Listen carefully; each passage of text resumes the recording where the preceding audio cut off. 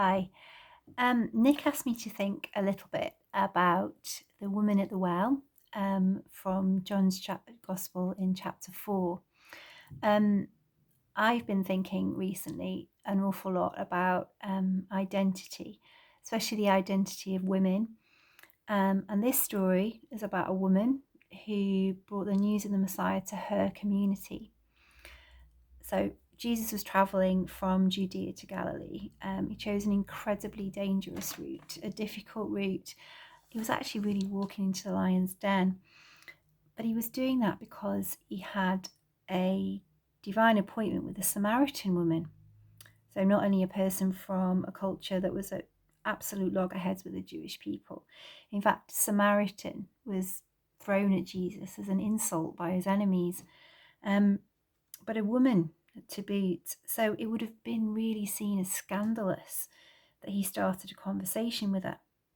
Men and women didn't socialise, but he cared not for social convention. And remember, this was a divine appointment for more important reasons than human-made rules. So the woman arrived at the well alone. She was surprised that Jesus started up a conversation. She might have been looking over her shoulder, worried about who was watching. And in fact, when the disciples came back a little bit later, they were shocked that this was actually happening. Jesus made this particular and difficult and tiring journey to meet an individual.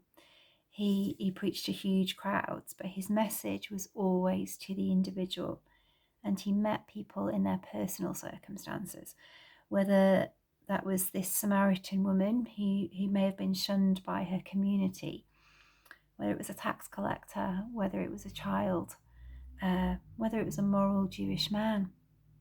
The woman had a past, probably some baggage. A little bit later on in the chapter, we find out what that baggage may or may not have been.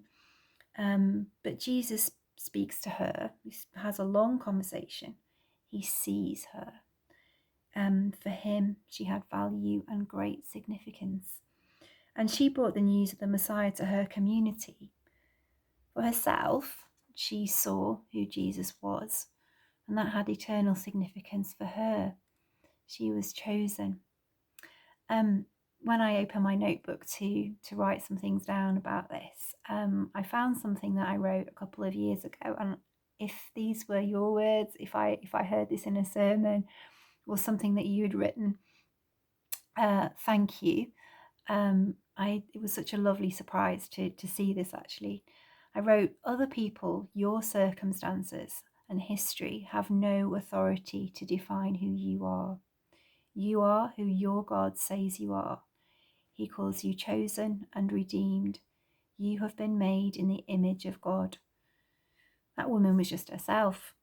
And a little bit later in the chapter, reading from the Message, it says this: that's the kind of people the Father is out looking for, those who are simply and honestly themselves before him in their worship.